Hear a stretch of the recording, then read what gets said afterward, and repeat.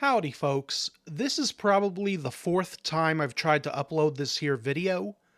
It keeps getting blocked due to the fact that it utilizes trailer footage from Shogun Assassin, and it's just really ridiculous to me that you can't even use trailer footage to make a video with. So I've decided to replace all trailer footage from Shogun Assassin with Borderlands gameplay. I apologize since that doesn't really give a good picture of what the film looks like.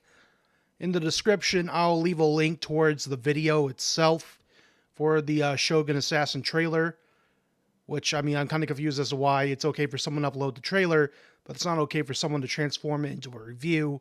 But hey, what do I know? So without further ado, here's the review.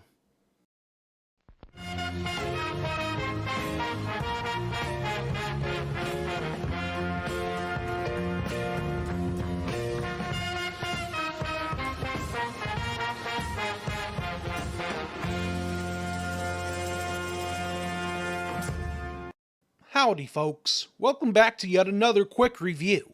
This time, we'll be walking the road to vengeance and taking a quick look at the 1980s action period drama film, Shogun Assassin. Now, you might be wondering, why am I reviewing Shogun Assassin? And to put it simply, it's because of what it's made out of. Shogun Assassin is actually a re-edit / amalgam of two films. These films being the first two Lone Wolf and Cub movies. For those who don't know, the Lone Wolf and Cub films are based off of the best-selling manga series called Lone Wolf and Cub. Well, I mean, it has a Japanese name, but I don't trust myself enough to pronounce it right. Anyways, in 1972, Lone Wolf and Cub Sword of Vengeance and Lone Wolf and Cub Baby Cart at the River Styx were released in Japanese cinemas, and seemed to do very well from what little I could find. Then in 1980, a man named Robert Houston came along and re-edited the two films together to create one narrative, thanks to the help of his partner, David Weissman. The film would be released onto the Grindhouse circuit here in the US. Overseas in the UK in 1983, it would be released and then promptly banned due to its violent content. As you can tell, I'm omitting large swaths of information here because I do not wish to make this review too long. Plus, I like to save some behind the scenes info for when I actually review some of the Lone Wolf and Cub films. With that out of the way, what exactly is this film all about? According to IMDb, the plot is as follows.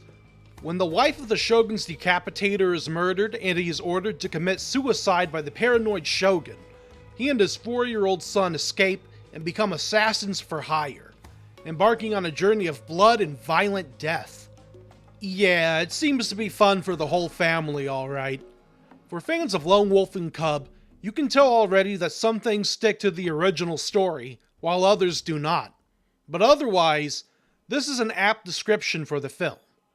Now, I personally thought that the story, as far as a re-edit of two films goes, was rather lacking in terms of the more poignant internal exploration that the original two films underwent. It's also strange that for a film edited from two existing movies, they mostly use all of the footage from the second Lone Wolf and Cub film. The first film only makes up around 12 minutes of footage out of the given 90 that the film time runs for.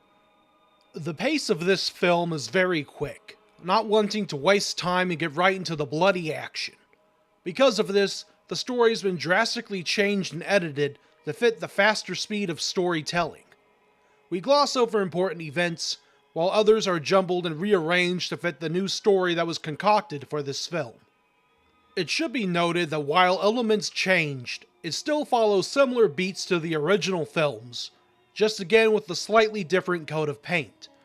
I think the closest comparison I can make, and it's a funny one, is Digimon the movie, which was also a mishmash of different films with a new story made to connect various elements.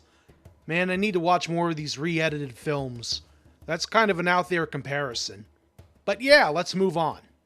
What is interesting is that the film has an overarching narration that is attributed to the Lone Wolf's son, Daigoro.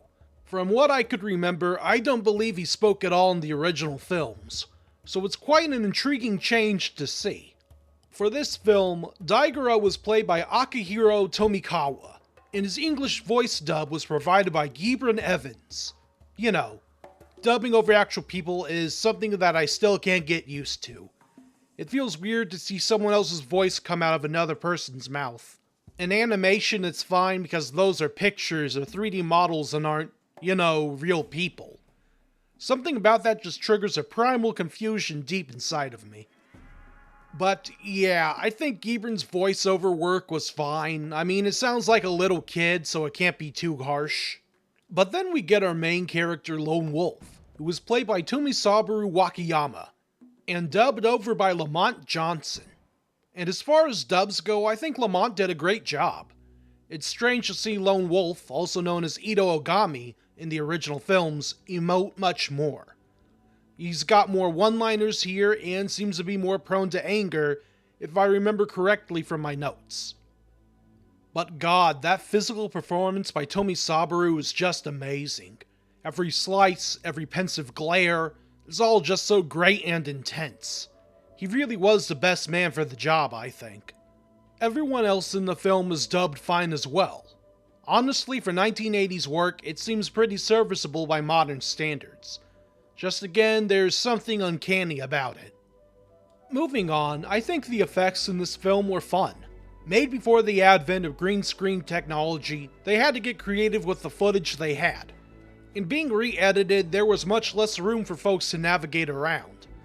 Fast editing is the name of the game here as mentioned before. Some fight scenes are cut short, trimming off the quote-unquote fat, in favor of just getting into the blood and violence. Speaking of which, god, the blood in this film. It's brightly colored, coming off as a sort of sickly fluorescent shade of orange-red, I think. It's unnatural, and yet it seems to make the violence feel even more pronounced, thanks to most actors wearing relatively dark or muted colored clothing. It really accentuates the violence of it all. I think the closest comparison I have is the blood used in the original Dawn of the Dead. And don't get me started on all of the limbs being hacked off, those are just the cherry on top. This leads us more into discussing the action. The film does everything it can to mitigate downtime so that we can get to the next bloody battle. Swords are fast, the ninjas are fast, the blood spurts are fast. It's all just so intense and quick, and yet it takes moments to savor the carnage, as if to make a point that this is the sick reality of it all. I should note that the re-edit didn't really add anything, it just recontextualizes the violence thanks to its new story, which is basically following the aforementioned similar beats. Finally, we have the music. For this film, the score is composed by W. Michael Lewis and Mark Lindsay, and it's very interesting. It goes for more synthy style tones with I think a bit of classical arrangement mixed in. It fits the more grindhouse tone of the film very well, and further emphasizes the difference between it and the original films it was created from. So overall, would I recommend Shogun Assassin? And I would say yes if you like high-speed action, blood, and violence. It's still Lone Wolf and Cub at its core, just with a more American coat of paint. Although, be warned, it does deal with some troubling themes and it does contain nudity. There are also occasionally flashing scenes that happen, which could possibly trigger epilepsy if you are prone to it. I mean, I'm not a health expert, mind you, but it's better to be safe than sorry. Howdy folks, thank you all so much for watching this review. Apologies for being away for a bit, things have been kind of busy here at home. If you liked this video, please feel free to hit the like button. And if you really like the video and the channel, then please subscribe. It really does help me out. So tell me, if you haven't seen Shogun Assassin, are you planning on doing so now? If you have already seen it, what did you think of it? Did you like it, or do you prefer Lone Wolf and Cub a bit more? Feel free to let me know down in the comments below. With all that said, I hope you all have a wonderful day.